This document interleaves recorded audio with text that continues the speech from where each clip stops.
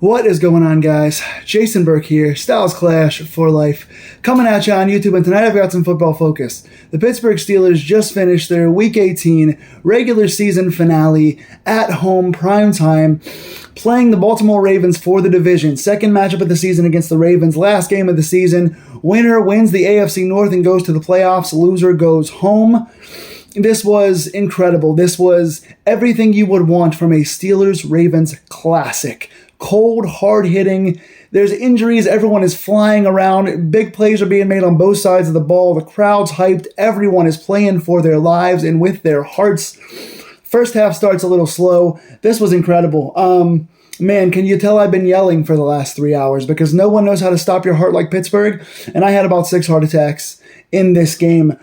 Doing a play-by-play of all the big plays like I normally kind of do would take 17 hours of video, and I can't even, my words cannot properly summarize what this game was back and forth. I'll just say that the game starts off, Baltimore comes out, gets 10 points fairly quickly, just like Cleveland did last week. The defense allows a touchdown and field goal early in the game, and then proceeds to shut the Ravens down for another solid, up until the midpoint of the third quarter. Pittsburgh goes down and gets, has a really hard time offensively. It is a very slow-paced, dump down, check down, hoping Gainwell can bail us out on third down, kind of a first half.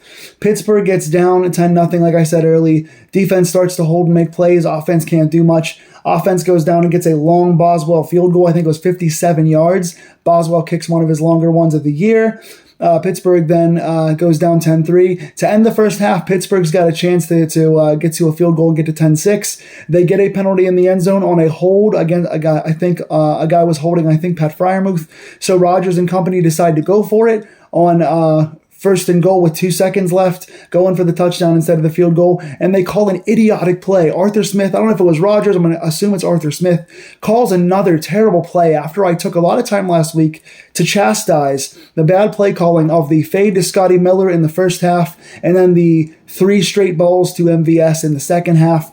We just called an abysmal red zone offense, and we've done that for the majority of this season, and this was another abysmal call. They go and do kind of a fake in play and pitch out to the outside to Kenneth Gainwell, where there's 2 defenders and only 1 blocker. Pat's the only blocker out there, and there's 2 open defenders. Pat doesn't get the best block, so 2 guys run freely right at Kenneth Gainwell. While you're throwing an outside pitch with 2 seconds left, when there's defenders obviously out there unguarded, makes no sense. Abysmal play call that results in no score, so we go to the half 10-3. Pittsburgh then does come out and answer. They come out and have a long drive to start the second half. Rodgers starts using the middle of the field a little more.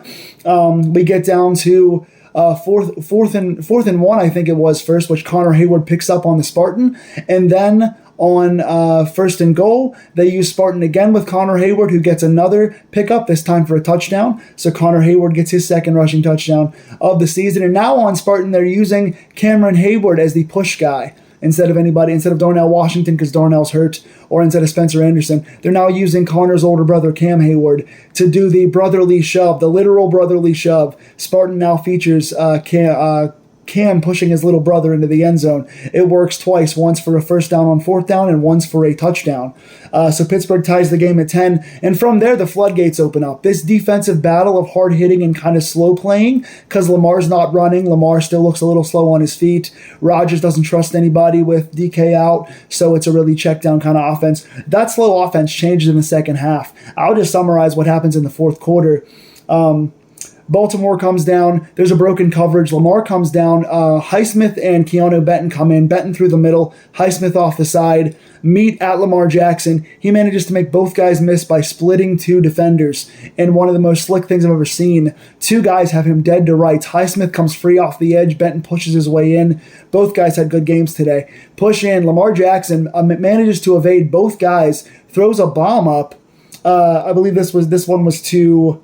Was this Zay Flowers? Yeah, this was Zay Flowers, who had Patrick Queen on him for some reason. Queen was looking back at the quarterback and not watching the very fast Flowers. Mismatch and badly covered. Flowers gets in the end zone. Baltimore goes up by 4. Pittsburgh then comes down, answers with a nice long drive. Kyle Hamilton gets hurt in this game, which opens the middle of the field up big time. Kyle Hamilton is one of the best safeties in the NFL. Short tackler, good cover guy, good hitter, does everything well. He's an absolute phenom, possibly the best safety in the NFL, in my opinion. He goes out, the middle opens up. Adam Thielen gets a nice 20-yard catch. Pat starts getting used a little bit. Calvin Austin gets a slant. The middle opens up a little bit. Rodgers starts taking more chances. Those guys start answering the bell. And then all of a sudden we get a nice pitch play out to Kenneth Gainwell, who follows his blockers. Nice job by the offensive line to get a hole for Gainwell to get in the end zone. Pittsburgh goes back up by 3. Baltimore comes back down. All they've got to do, all the defense has to do is get a stop. Baltimore all of a sudden once again gets a weird broken coverage where Lamar does a fake pitch out. They're all watching Derrick Henry. Everyone's sitting back in a shallow zone. Zay Flowers is wide open. I'm going to blame this one on Jalen Ramsey. This looks like Ramsey's assignment to me because the safeties were not back deep in this game at all. Lamar throws it deep, wide open. Zay Flowers runs to the end zone, touchdown. Baltimore goes back up by 4. Pittsburgh has to score a touchdown now with 2 minutes left. Pittsburgh comes down.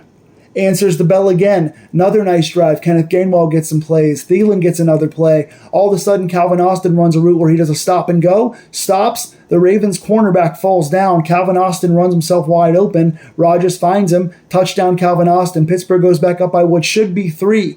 Chris Boswell then misses the extra point. His second missed extra point in 4 years, says Chris Collinsworth, and I think that's true. Boswell misses the extra points, and Baltimore's only down by 2 points. And then all of a sudden, Baltimore gets a nice kick return. They throw a 4th down ball. They're out of field goal range. Lamar throws a 4th down ball up to Isaiah Likely, who goes up. Jalen Ramsey mistimes his jump, can't get to the ball. Likely gets the first down. Baltimore basically has Lamar go to the center hash mark and kneel down instead of running more plays. They call a timeout with 2 seconds left. And rookie kicker Tyler Loop, who's very, very good, came out and missed a 40-yarder. The Ravens could have won with a field goal with no time left. Loop misses the field goal. So we have touchdown, missed extra point. This game seems to be over. Loop misses the field goal to win the game. Pittsburgh wins 26-24, goes to 10-7, beats the Ravens at home on Sunday night, wins the division, gets the 4 seed, goes to the playoffs, and now hosts a home game against the Houston Texans next Monday in prime time. Pittsburgh plays next Monday night at home against the Texans, a team that we could beat or could beat us. They've got a great defense and a good pass rush, but their offense has been inconsistent. Pittsburgh is playing to the strengths of stopping the run game, hopefully. We'll get into the preview later. Let's talk about stats. Game of the year, my voice is going.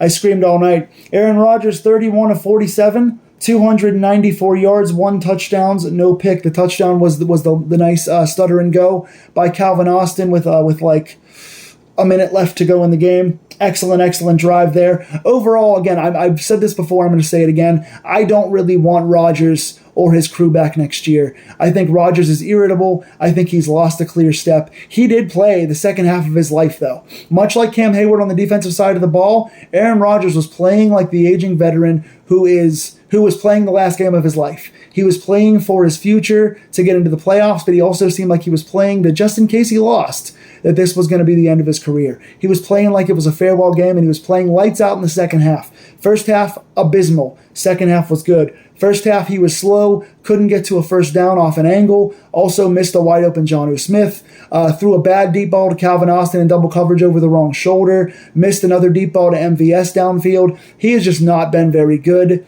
last couple of weeks as far as his accuracy overall. He's temperamental. He's just got a lot of issues out there. He looks a step slow. I think the aging quarterback experiment is over in Pittsburgh, and I don't think guys like MVS, and even though Thielen had a good second half, guys like Thielen are the answer to this. I think a new offensive coordinator who can call more consistent plays downfield, using the middle of the field better, using more players overall, using better target disbursement for guys like Pat and Calvin Austin, giving guys like Roman Wilson a chance. I don't think that the future is Aaron Rodgers, but I think with this game and this win, and now going into the playoffs, we might see him again. I don't know. Overall, bad second half, very good, or bad first half, very good second half.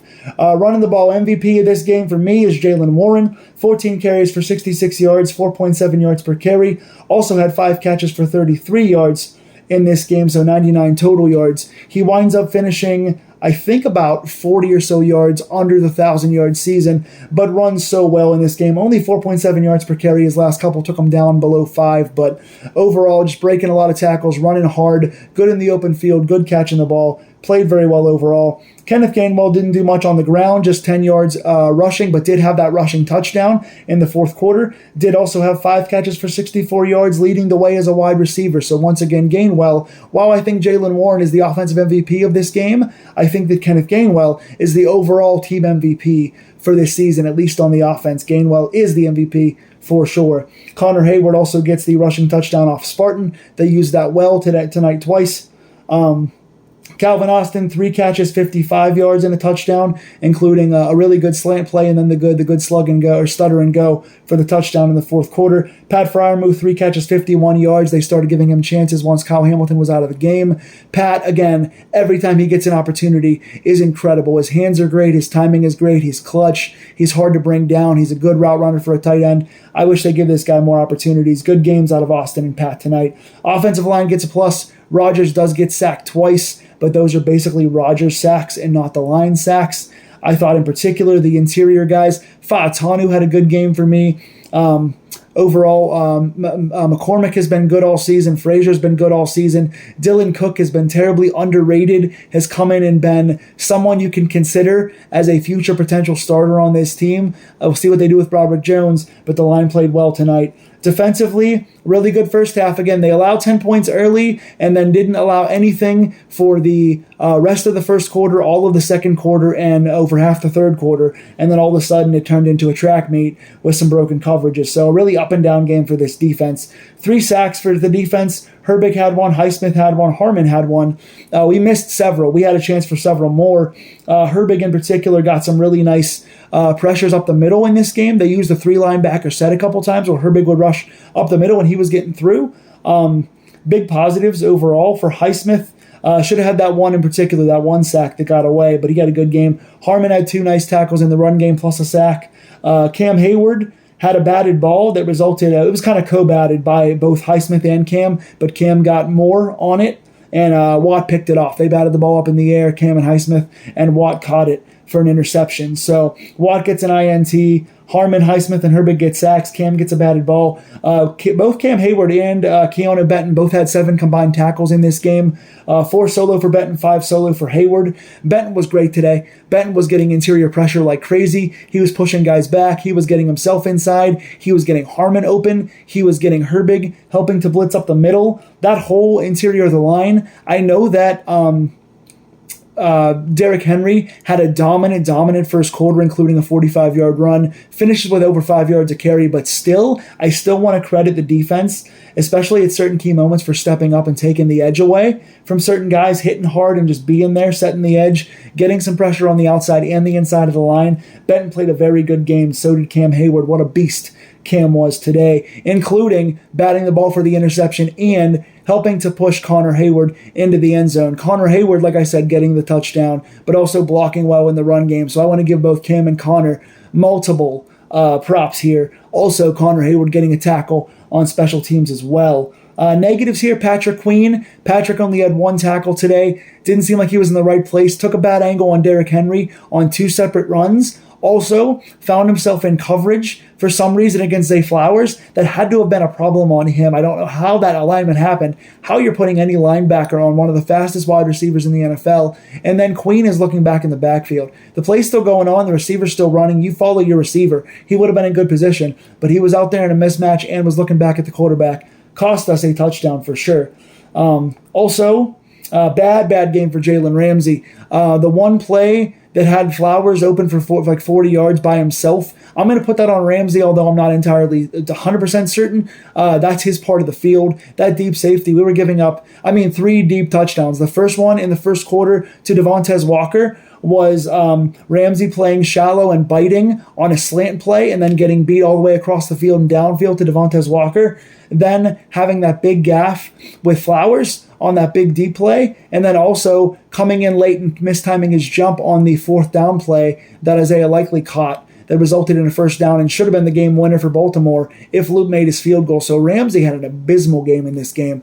Nothing really bad against JPJ. One penalty that was declined didn't matter anyway. It was away from the ball. No big plays by really many other Ravens players. It was just really those two. Devontae Walker on the one deep ball and the two for Flowers.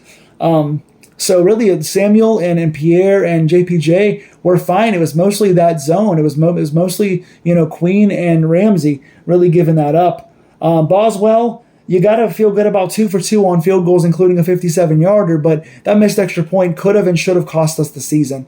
It wouldn't have come down to him. Obviously, the offense started slow. The defense was allowing a lot of big plays and big clutch touchdowns, and Rodgers came back and was helping lead the way for a really nice rally, which saved his game and season and possibly career here in Pittsburgh going forward. But Boswell missed the extra point there of all times to give the Ravens only a 2-point deficit, and all they had to do was get to like the 30, and they got to the 50 on the kick return. They had so much time to do that because Boswell missed. So negative for him. Also a negative Also a negative for Corliss Waitman. 3 punts for 119 yards, just 39.7 yards per punt with only one of those 3 inside the 20. Really cold day, hard ball. The ball gets really hard and hard to kick and just harder to get it turned around the right way and just feels like a brick on your foot. So I understand it, but bad day for Waitman too. So Waitman and Boswell both get negatives here. All that being said, Pittsburgh defense holds up for the first half of the game. Offense comes down and starts to score. Defense allows big plays, and we go back and forth with one of the best Steeler-Ravens games I've seen in a long time. This goes back to Christmas night, where Antonio Brown had the immaculate extension to get us the division win on Christmas. Now all of a sudden we have the immaculate missed extra point that leads to the immaculate missed loop field goal. We get loopy, and Pittsburgh loops their way somehow into the playoffs at 10-7. Pittsburgh wins 26-24, goes to 10-7.